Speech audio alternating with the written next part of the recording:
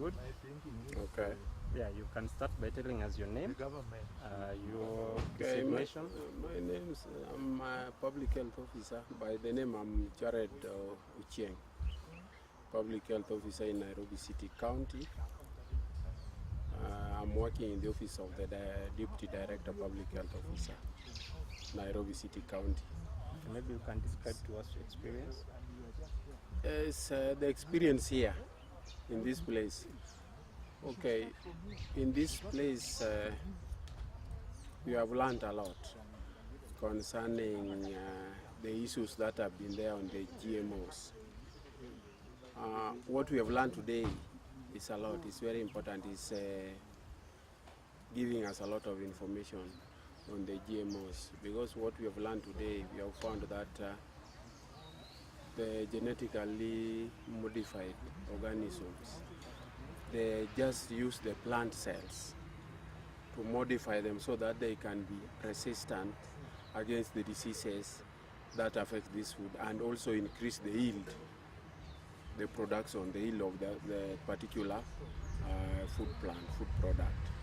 So to me, what I think is that the researchers, after the research, then these food products would be adapted so that we can increase the food production in our country.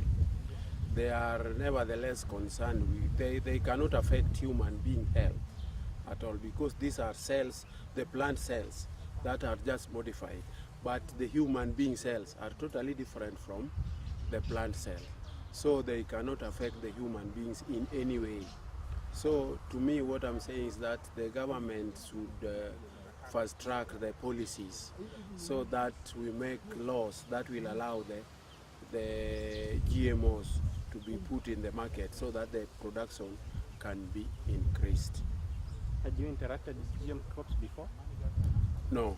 Okay, you can describe to us, maybe you can tell us, had you seen a GM crop before, and what was it like, seeing and just seeing it's a normal crop, and what were your perceptions initially? It is only today that I've been in contact with the products that are genetically modified, the plants themselves. And to me, in the first place, when they were okay, it had been talked about the GMOs, but to me, I had been asking people, now, how can a plant cells be modified in a way that it will affect the human beings? That was my question even before, as per my knowledge.